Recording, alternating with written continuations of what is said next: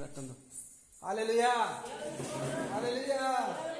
అంశం ఏంటంటే కలిగినదేది ఆయన లేకుండా ఈ లోకంలో ప్రతి ఒక్క ప్రాణి కూడా ఆయన లేకుండా ఏది కూడా కలగలేదు.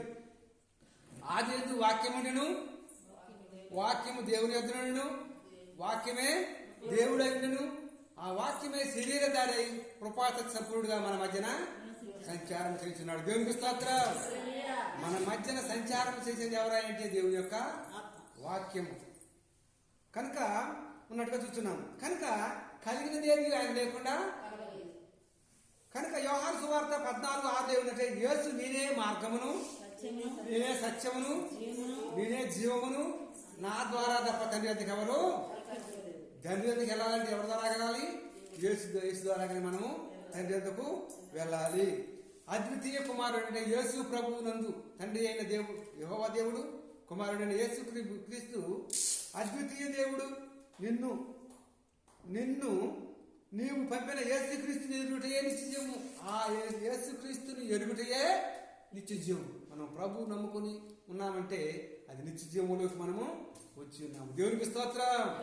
ఈ లోకంలో ఎవరికి లేని నిత్యజీవము ఆ కృపమని దేవుడు మనకి ఆయన ఎరగటమే నిత్యజీవం అంట. దేవునికి స్తోత్రం.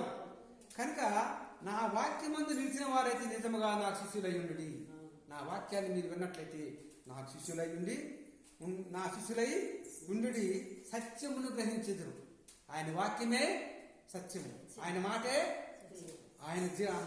జీవము. దేవునికి స్తోత్రం.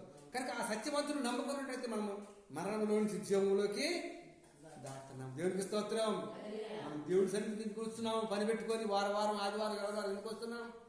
మనము ఒకవేళ లోకంలో యాత్ర ముగించుకొని కన్ను మూసినట్టయితే పరలోకంలో మనము కన్ను తెరవాలని మనం ఎంతగానో ఆశపడుతున్నాం. దేవునికి స్తోత్రం, దేవునికి స్తోత్రం. కనుక కాగా ఎవడైనా క్రీస్తు ఎలా పాతవి గతించను. మన పాత జీవితంలో ఎలాగున్నాయో ఎన్ని గతించగలిగే లెక్క పెట్టలేదు దేవుడు. కొత్త నూతన జీవితం, నూతన ఆత్మ, నూతన అభిషేకాన్ని నీకు ఇస్తానంటున్నాడు. కనుక మీరు నా ఆయన్ని విశ్వాసం ఉంచి వాడు అన్నడు కూడా కదల్చబడడు. దేవునికి స్తోత్రం.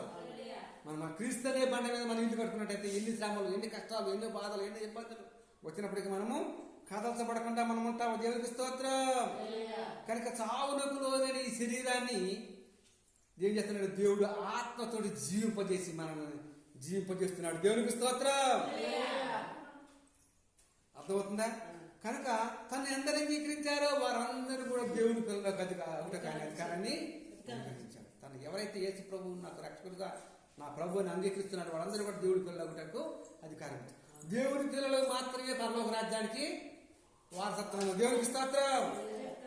ఈ లోకంలో దెయ్య పిల్లలకి అక్కడ అధికారం ఉందా? లేదు. దేవునికి స్తోత్రం. కనుక దేవుడిని ఎందరైతే అంగీకరిస్తారో వారందరూ కూడా దేవుడి పిల్లలకు అధికారం ఇచ్చాడు.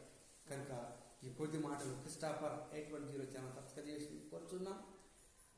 తర్వాత గంట బిల్లు కట్టవలసింది.